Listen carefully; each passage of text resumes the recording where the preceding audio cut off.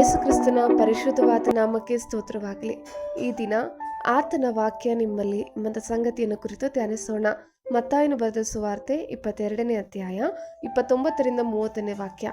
ಅದಕ್ಕೆ ಯೇಸು ಉತ್ತರವಾಗಿ ಅವರಿಗೆ, ನೀವು ಶಾಸ್ತ್ರವನ್ನಾದರೂ ದೇವರ ಶಕ್ತಿಯನ್ನಾದರೂ ತಿಳಿಯದೆ ತಪ್ಪುವವರಾಗಿದ್ದೀರಿ.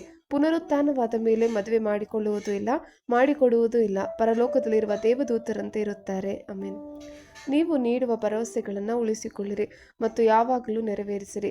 ನಿಮ್ಮ ಮಾತನ್ನು ಉಳಿಸಿಕೊಳ್ಳುವಂಥದ್ದು ನೀವು ಹೇಳುವುದನ್ನು ಮಾಡುವುದಕ್ಕಿಂತ ಹೆಚ್ಚಿನದು. ನೀವು ಯಾರೊಬ್ಬರ ಹಿನ್ನೆಲೆಯನ್ನು ಹೊಂದಿದ್ದೀರಿ ಎಂದು ತೋರಿಸುವುದಾಗಿದೆ. ಕಾರ್ಯವು ಕೀಳರಿಮೆಯಾದರೂ ಪರವಾಗಿಲ್ಲ. ನೀವು ಅದನ್ನು ಮಾಡುತ್ತೀರಿ ಎಂದು ನೀವು ಹೇಳಿದರೆ ಅದನ್ನು ಮಾಡಿ, ಯಾಕಂದರೆ ಅದು ವಿಶ್ವಾಸಾರ್ಹತೆ, ನಂಬಿಕೆ ಮತ್ತು ಸ್ವಯಂ ಹೊಣೆಗಾರಿಕೆಯನ್ನು ನಿರ್ಮಿಸುತ್ತದೆ. ನೀವು ದೇವರ ವಾಗ್ದಾನಗಳನ್ನು ಹಿಡಿದುಕೊಂಡು ಪ್ರಾರ್ಥಿಸುವಾಗ ಮತ್ತು ಮಾತಾಡುವಾಗ ಆತನು ಅವುಗಳನ್ನು ಪೂರೈಸುವನೆಂದು ನೀವು ನಂಬಬಹುದು. ಆದ್ದರಿಂದ ಆತನು ಏನು ಮಾಡುತ್ತಾನೆಂದು ಹೇಳಿದ್ದಾನೋ ಅದನ್ನು ಮಾಡುತ್ತಾನೆ ಎಂಬ ನಂಬಿಕೆಯಲ್ಲಿ ನಿಲ್ಲಿರಿ. ದೇವರ ಮುಂದೆ ನಿಲ್ಲುವುದು ಮತ್ತು ಆತನ ಮಾತಿಗೆ ಜವಾಬ್ದಾರನಾಗಿರುವುದನ್ನು ಒಂದು ಸುಯೋಗವೆಂದು ಪರಿಗಣಿಸಿರಿ.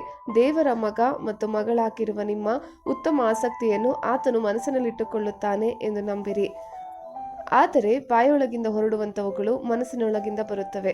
ನಾವು ದೇವರ ಆಜ್ಞೆಗಳ ಪುಸ್ತಕವನ್ನು ಅಂದರೆ ಸತ್ಯವೇದವನ್ನು ನಮ್ಮ ಹೃದಯದಲ್ಲಿ ಹುದುಗಿಸುವುದು ನಿರ್ಣಾಯಕವಾಗಿದೆ. ಆದ್ದರಿಂದ ಒಳಗಿನಿಂದ ಬರುವ ಮಾತುಗಳು ಯಾವಾಗಲೂ ನಮ್ಮ ತುಟಿಗಳಲ್ಲಿ ಆತನ ವಾಕ್ಯಗಳಿಂದ ತುಂಬಿರುತ್ತವೆ. ಆಮೆನ್.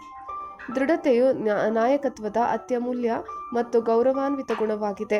ನಿಮ್ಮ ಮಾತನ್ನು ಯಾವಾಗಲೂ ಉಳಿಸಿಕೊಳ್ಳಿ. ನೀವು ಪ್ರತಿ ಬಾರಿ ಮಾತು ಕೊಡುವಾಗ ನೀವು ನಿಮ್ಮ ಗೌರವವನ್ನು ಸಾಲಿನಲ್ಲಿಡುತ್ತೀರಿ. ನೀವು ಸಮಗ್ರತೆಯನ್ನು ಗೌರವಿಸುತ್ತೀರಿ ಮತ್ತು ಅವರನ್ನು ಎಂದಿಗೂ ನಿರಾಸೆಗೊಳಿಸುವುದಿಲ್ಲವಾದ್ದರಿಂದ ಇತರರು ನಿಮ್ಮ ಮೇಲೆ ನಂಬಿಕೆ ಇಡಬಹುದು ಎಂದು ನೀವು ಸೂಚಿಸುತ್ತಿದ್ದೀರಿ. ಆತನ ವಾಕ್ಯವನ್ನು ಮಹಿಮೆ ಪಡಿಸುತ್ತಾ ಇರಿ. ಕೀರ್ತನೆಗಳು 138 1-2ನೇ ವಾಕ್ಯ. ಯೆಹೋವನೇ, ಪೂರ್ಣ ಮನಸ್ಸಿನಿಂದ ನಿನ್ನನ್ನು ಕೊಂಡಾಡುವೆನು. ದೇವರುಗಳೆದುರಿನಲ್ಲಿ ನಿನ್ನನ್ನು ಕೀರ್ತಿಸುವೆನು. ನಿನ್ನ ಪರಿಶುದ್ಧಾಲಯದ ಕಡೆಗೆ ಅಡ್ಡ ಬೀಳುತ್ತೇನೆ. ನಿನ್ನ ಕೃಪೆ, ಸತ್ಯತೆ ಇವುಗಳಿಗೋಸ್ಕರ ನಿನ್ನ ನಾಮವನ್ನು ಕೊಂಡಾಡುತ್ತೇನೆ. ವಾಗ್ದಾನವನ್ನು ವಿಶೇಷ ರೀತಿಯಿಂದ ನೆರವೇರಿಸಿ ನಿನ್ನ ನಾಮ ಮಹತ್ತನ್ನು ಹೆಚ್ಚಿಸಿದ್ದಿ. ಆಮೇನ್. ಕರ್ತನ ಕೃಪೆ ನಿಮ್ಮೆಲ್ಲರೊಂದಿಗಿರಲಿ.